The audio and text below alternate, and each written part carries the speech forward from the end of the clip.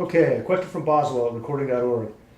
In the Phasx system described here, there would be another inherent pair of domain boundary crossings simply to access the unspecified processes that take place in the Shadocaster's DSP box.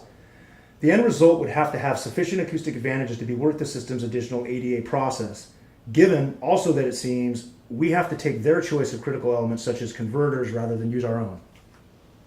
Okay, well, this is a really complicated question because you have to answer it separately for each and every input-output path.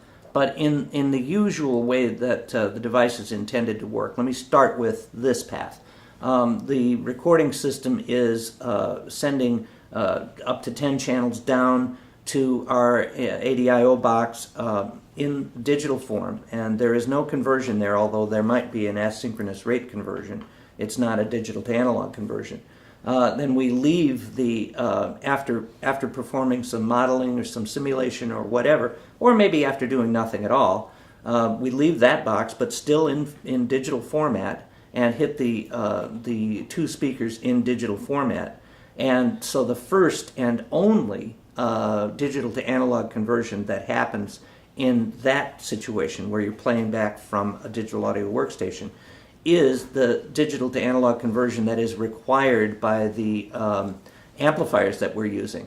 And those amplifiers are the Phasx Encore. And we picked them because nothing sounds, at least to us, and to most people that we tried things out on, nothing sounds anywhere nearly as good as those amplifiers do. So it is well worth doing that single D to A conversion there.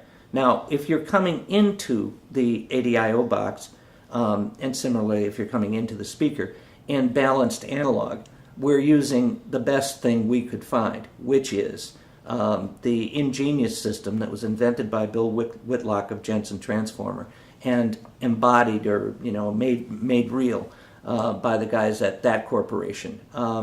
This thing is an incredibly good sounding, incredibly quiet, and very highly refined balanced input. So yeah, it's analog, but we had to allow for a really good console outputting to the input of our ADIO box. So yeah, there is an analog to digital conversion there, but we are trying to make it as quiet, as as high dynamics, and above all not above all, but additionally as fast. So that analog to digital conversion is always performed at 192 kilohertz and 24 bits.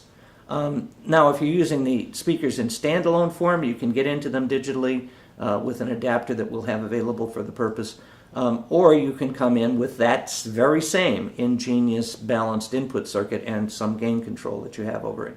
So again, yes, that is an analog to digital conversion, but we think that more importantly, what is the balanced electronics that you've got before that analog to digital conversion. As I said, we're doing it at 192.24, and we're trying to do it with as much headroom as possible in terms of noise and so forth.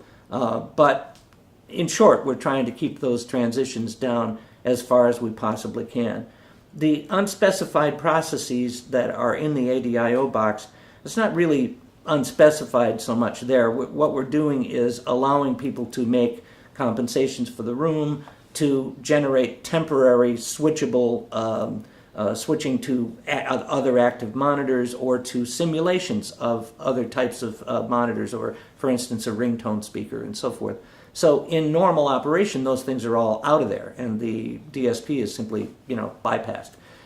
In the speaker itself there is, of course, in the DSP there is a bunch of stuff that is there to correct delays, to correct little peaks in the response of the speaker and in the response of the speakers themselves, the drivers themselves, and so forth. So yeah, the acoustic benefit is huge compared to the what we would hope would be a relatively minor bump that you get from.